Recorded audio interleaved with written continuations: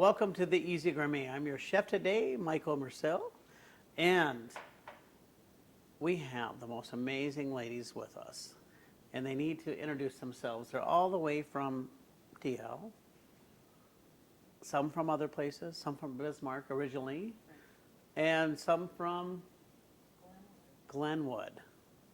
Not sure where that is, but please introduce yourselves.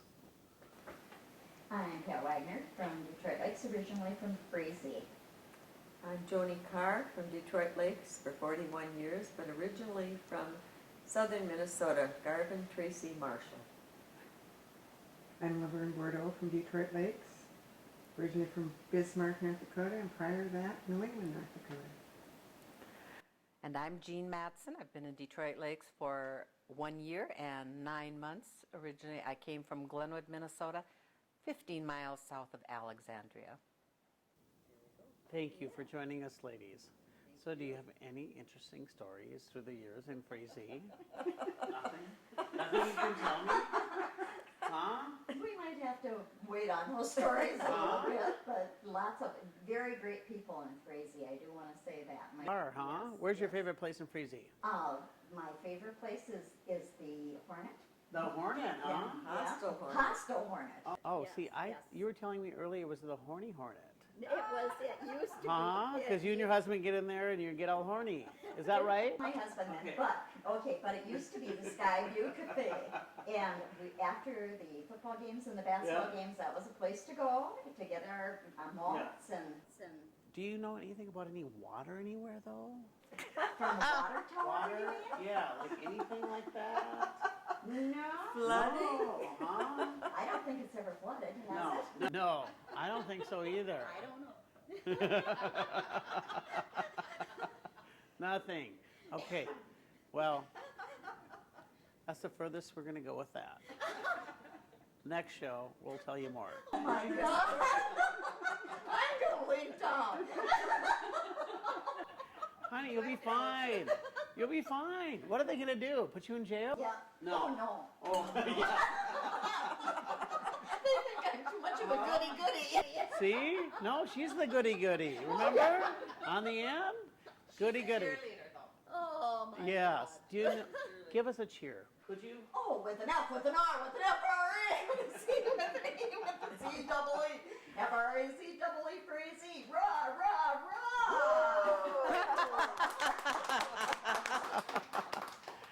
It's so funny because we asked if who would talk on TV.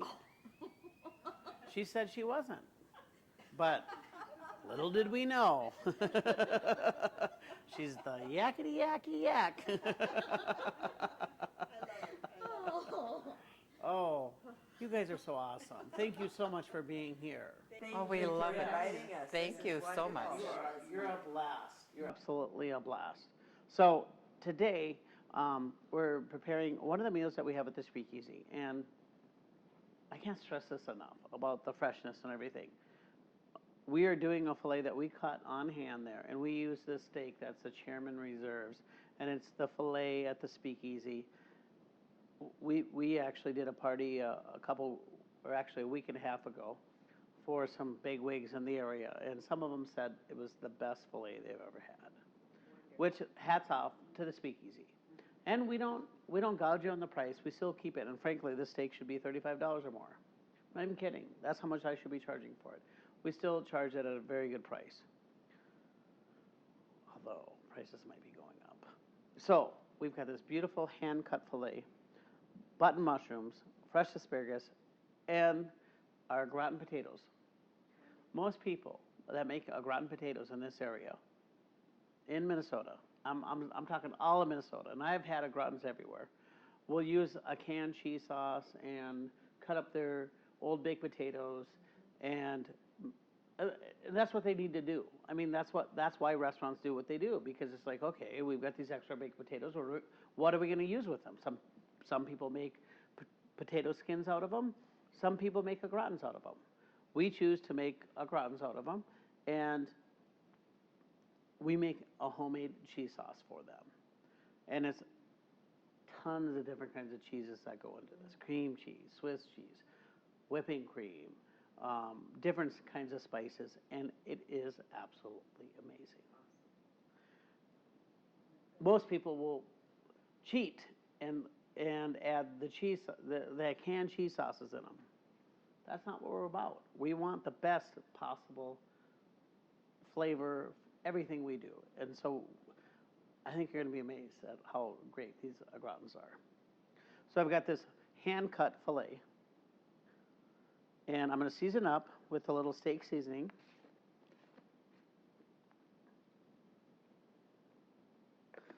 And then, of course, you need some pepper, fresh.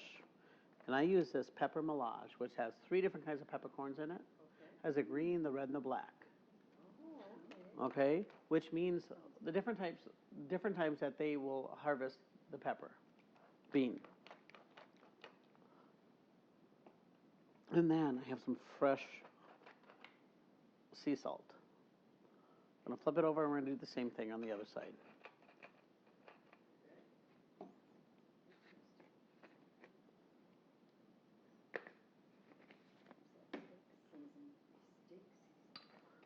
And the pepper. I've got a hot grill right behind me, and we're going to throw that on there. And you can hear the sizzling, which is exactly what you want. Yes. Never flip it too soon. I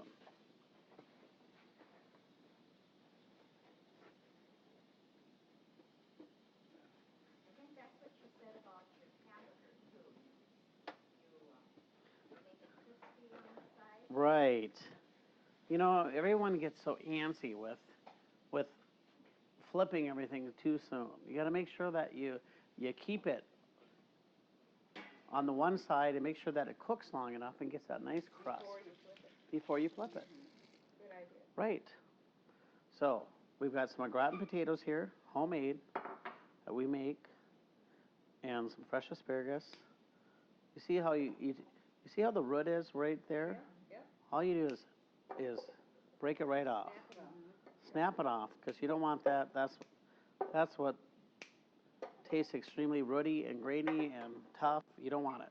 And might have butter on the pan? We're gonna put a little. There's actually a little butter on there already. Yep. We're gonna put a little bit more, and we're gonna put this in the oven. We're gonna cook it for at least 12 minutes.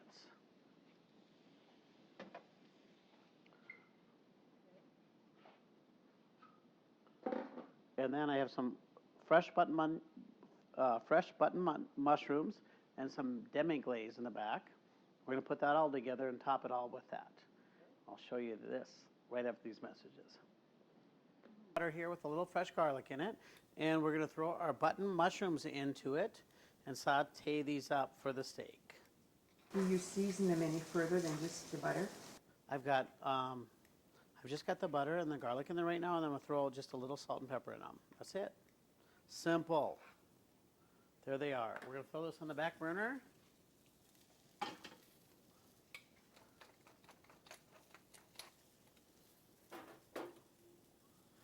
So,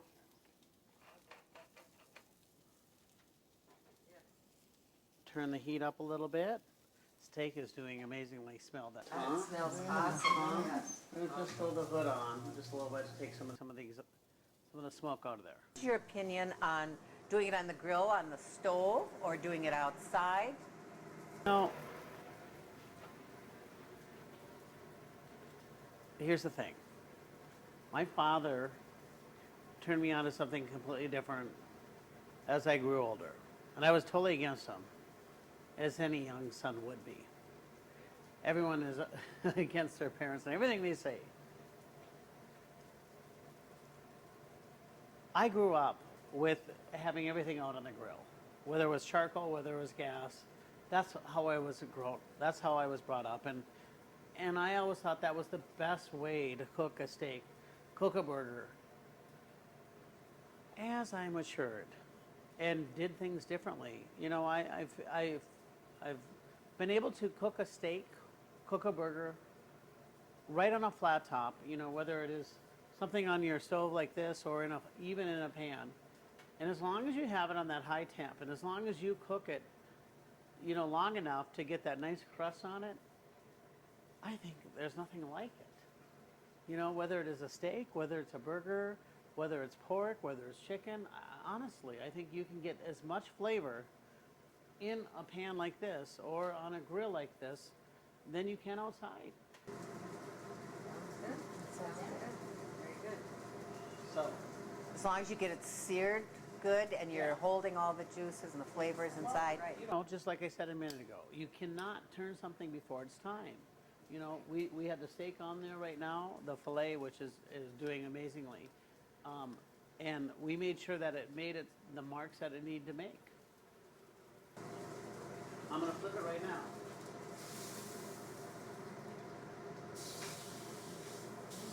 And it's got a nice crust. Yeah. Got a nice. beautiful Oh. crust. It's like outside. And you'd be surprised on how well you can do inside if you know what you're doing. Honestly. Mushrooms are doing great over here.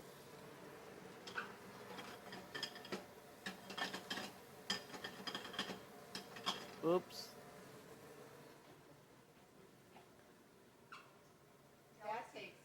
That takes real good technique there, flipping your pan. Yes, it does.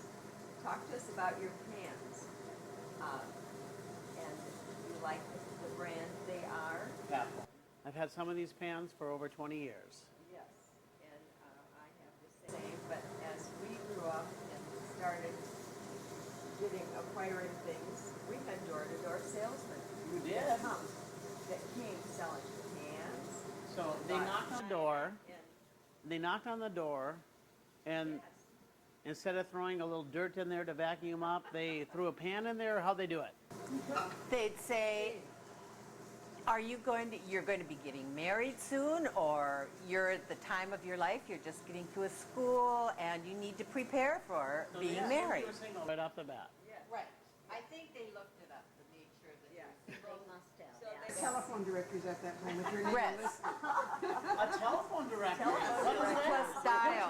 Landline and dial phone. And dial phones. Who knew? Right. So we all bought pots and pans and china and crystal and Do you still have some of those pots and pans? no, not the pots and pans. I have pots, but You do? I have. Well, I have I've been mine. trying to get rid of them, but they never wear out. They never wear out. Yeah. They don't make them like they used to. There's no doubt about it. Even the Kirby vacuum, Kirby vacuum cleaners. they don't wear out. No. They don't. Break your No. back. Well, they make, the thing is nowadays they make something that will last maybe 5 years. Yeah. Right. And that's it. Yeah. The reason for that is so they can sell you something in another 5 years. That's right. They have to do that. That's what the world's all about. They don't make anything like they used to. Some of us have some of these old things that are still working. Yeah. And it is so neat to see those pots and pans. It is. Yeah. That are. No, Using them and. well, I'll have them forever. Sure. Yes. You know, Cathlon makes a pot and pan that will last forever. That's right. And that's All a right. good thing. Everything's cooking, and we'll show you. We're going to put this together right after these messages.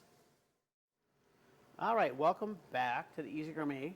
We've got our steak that's done. I mean, look at that. Look at all the grill marks. I mean, that's all you're looking for. And then we are going to put a few fresh button mushrooms over it. And then on the side,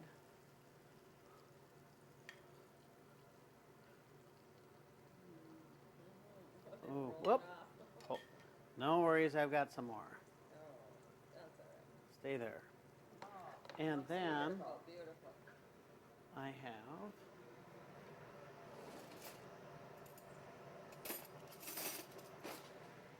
a little veal demi-glaze. Oh, this is that new glaze. And that we're going to just put right on top. And we use this at the restaurant for a few different entrees. It's not about overdoing it again, you know, just a little, and to bring everything together. There you have it. That's what for dinner. Great job. Thank- Thank you so much. Thank you. This is awesome. I don't think you ever get a bad meal at Speakeasy. Everything Thank is you. excellent. Thank you so much. It's just wonderful. Thank you. We'll see you next time on the Easy Gourmet.